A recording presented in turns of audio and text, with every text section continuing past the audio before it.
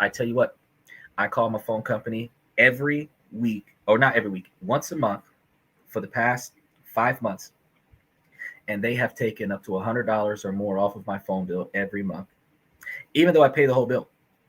I give them the full base price that I normally would have paid, but then I ask them to roll it back some, and they take a bunch of money off of my bill every month. Matter of fact, yeah, my bill rolls over in about 20 days. I'm gonna be calling them back in 2 weeks, 2 or 3 weeks. I'll be calling them back, and they're gonna be taking a little bit more off because it if it's not working out for you, if the services as they offer it are not really uh uh what you're supposed to be getting, they do shave some of it off.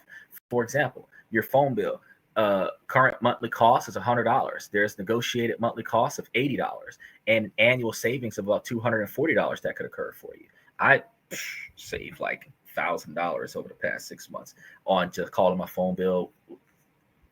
What, 2 days after the billing cycle rolls over, when they mail me the statement, that's it. And I get on the phone, talk to customer care, $80 to $100 off the bill, just like that.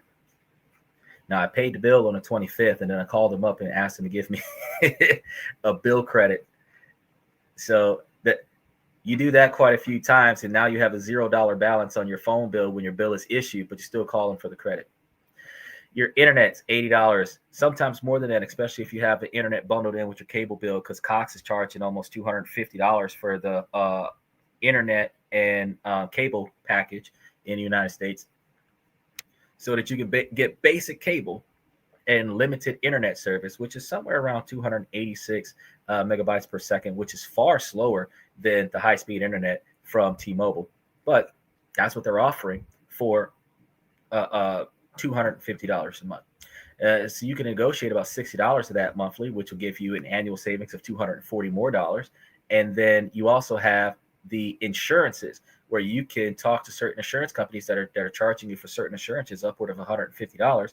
You can negotiate that $130, which leads you to an annual savings of $240 there, where your total monthly expenses would have been $330. You would have negotiated down about $270, which would have cost you to save approximately $720. So, as this information demonstrates, a few phone calls can result in substantial savings annually. And one of the things that we have to also remember is that housing costs are the largest expense for most households, averaging about $1,050 per month, which accounts for approximately 21 to 33% of monthly budgets.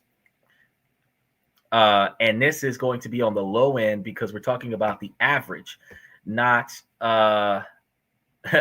the expected, because you understand that in certain parts of the country, in the United States, that you have rent on the high side of $3,000 to $4,000 a month, and in California you have rent on the low side of $3,000 to $5,000 a month.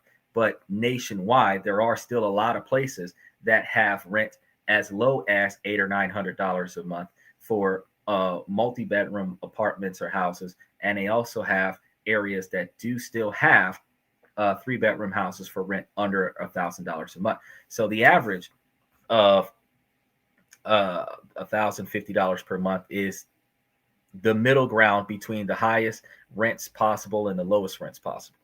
So your rent might be higher than this, but that also means that this percentage of 21 to 33% of the monthly budget would be substantially higher if your rent is higher. But this will include the rent or the mortgage payments with property taxes and maintenance costs. Now, upgrading to larger homes or more expensive areas can lead to lifestyle inflation.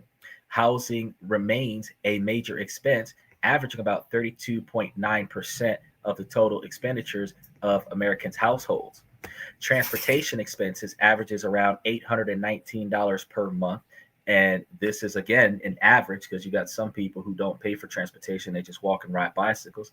And you got a lot of people that are paying almost $1,000 a month for car insurance.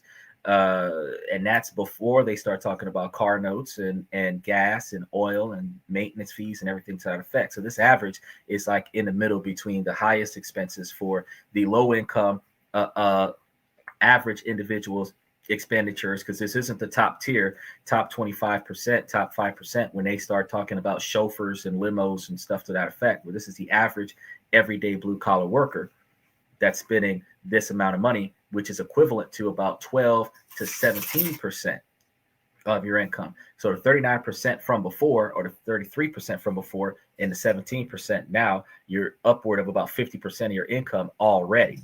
And this is going to include some car payments, fuel, insurance, and maintenance. So the rising costs associated with transportation can significantly impact the monthly budget.